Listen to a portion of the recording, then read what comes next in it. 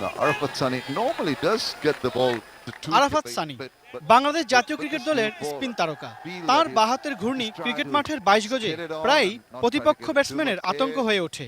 অথচ এবার মাঠের বাইরে পুলিশের হাত করা পড়ল তার সেই হাতে। তার বিরুদ্ধে অভিযোগ গুরুতর। নাসরিন সুলতানা নামে এক নারীকে বিয়ে করেছিলেন তিনি। তাদের মধ্যে সম্পর্ক আর টেকেনি বেশি দিন। এরপর আরাফাত সানি সামাজিক যোগাযোগ মাধ্যম ফেসবুকে ভুয়া আইডি খুলে ওই নারী ও তার মধ্যকার অন্তরঙ্গ ছবি প্রকাশ করেন। আর এই অভিযোগেই মামলা, জানালেন পুলিশ কর্মকর্তারা। বিভিন্ন কাগজপত্র আমাদের কাছে জমা দিয়েছেন। অনলাইনের যে ছবিগুলি, যেগুলি আমি বলেছি যে এক্সক্লুসিভ যে ছবিগুলি, সেই ছবিগুলিও আমাদের কাছে দিয়েছেন এবং আমরা পরীক্ষা নিরীক্ষা করেছি। যে পরীক্ষা নিরীক্ষা প্রাথমিকভাবে আমাদের মনে হয়েছে যে এই ছবিগুলি আরাফাত সানির মোবাইল থেকেই বিভিন্ন জায়গায় প্রেরণ করা হয়েছে। রোববার সকালে সাভারের আমিনবাজার থেকে গ্রেপ্তারের পর জাতীয় দলের এই ক্রিকেটারকে প্রথমে নিয়ে আসা হয় রাজধানীর মোহাম্মদপুর থানায়। এ সময় থানার প্রধান ফটক আটকে দেয় পুলিশ। এরপর আরাফাত সানিকে 5 দিনের রিমান্ড আবেদন জানিয়ে ঢাকার মুখ্য মহানগর হাকিম আদালতে পাঠানো হয়।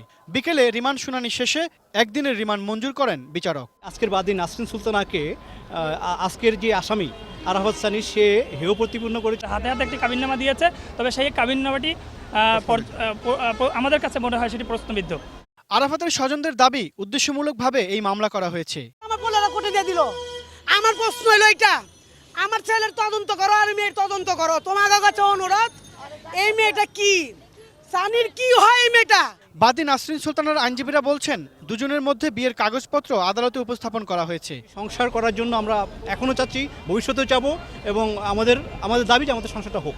এই মেয়ের সাথে তার কোনো বিবাহ ঘটে নাই, সুতরাং সংসার করার তো প্রশ্নই আসে না। বাংলাদেশ জাতীয় দলে বাঁহাতি স্পিনার হিসেবে আরাফাত সানির অভিষেক হয় 2014 সালে। দেশের হয়ে সবশেষ তিনি খেলেছেন 2016 সালের টি-20 বিশ্বকাপে। তার আগে 2015 সালের নভেম্বরে জিম্বাবুয়ের বিপক্ষে সিরিজে দেশের হয়ে শেষ ওয়ানডেও খেলেন আরাফাত সানি। ভারতের টি-20 বিশ্বকাপ চলার সময় অবৈধ বোলিং অ্যাকশনের কারণে তাসকিন আহমেদের সঙ্গে সানিকেও নিষিদ্ধ করেছিল আইসিসি। বোলিং অ্যাকশন সংশোধনের পর এখনও জাতীয় দলে ফেরা হয়নি সানির। গত বছরের শেষ দিকে তিনি রংপুর রাইডার্সের হয়ে বাংলাদেশ প্রিমিয়ার লিগ বা বিপিএলে অংশ নেন।